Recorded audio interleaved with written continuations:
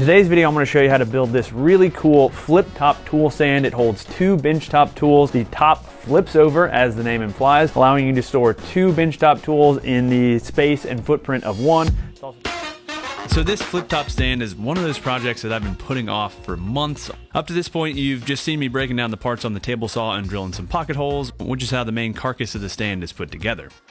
Once the pocket holes were drilled, I attached the bottom to both of the sides, and then added the top of the drawer compartment again with pocket holes. Next, I installed the back of the drawer compartment. Now, I jumped the gun a little bit here, assembling the carcass before making some cutouts in the sides, but with some careful measurement, things ended up working out fine. So first, I needed to drill a 3/4 inch hole into each side panel, and this is where the metal pipe that the whole platform spins around is mounted through. I also needed to cut the groove for the locking hardware, so I first drilled a hole and then cut out the rest of the groove with a jigsaw.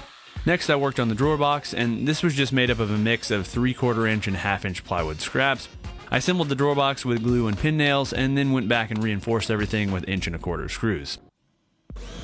With the drawer box finished, I could go ahead and install the drawer slides. To install the drawer, I added some 1/8 inch plywood strips below the drawer box, and then added one screw at a time, slowly sliding out the drawer box. Once all the screws were added, I could install the drawer, making sure to add a little pull tab made from some gaffer's tape so I could actually open the drawer again. Next, I cut the drawer front to size at the table saw and then installed it. With the cabinet basically finished, I could add some 3-inch locking casters before flipping the stand upright. Next, I could get to work on the platform that the tools are attached to, starting by cutting down some 1x2 pieces over the miter saw. And these pieces are used as blocking between the top and bottom panels of the platform. The first pieces of 1x2 to attach were the two center pieces, which capture the metal pipe and are what the whole platform kind of rests on as it spins around. The other two long 1x2 pieces needed a slot cut into each end to accept the locking hardware. And to cut these slots, I whipped up a quick little tenon jig using some plywood scraps, and then cut in the slots at the table saw. With the slots cut, I could attach these pieces along with the rest of the blocking pieces to the underside of the platform. After attaching the pieces around the perimeter of the platform, I needed to attach more blocking pieces where the tools would be attached.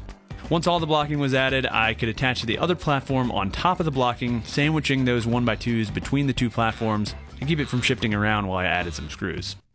And you can see here how the whole platform looks from the side once it's assembled, with that center channel for the 3/4 inch metal pipe, and then the corner cutouts for the locking hardware.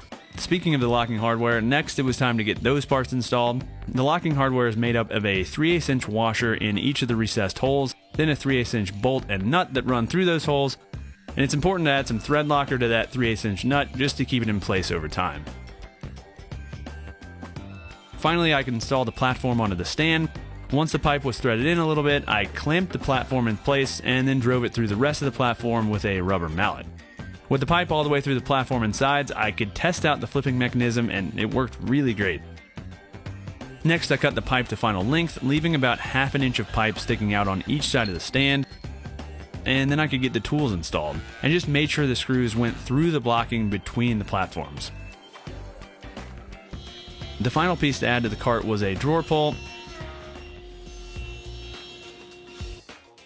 After attaching the drawer pull to the drawer, I could call the cart done.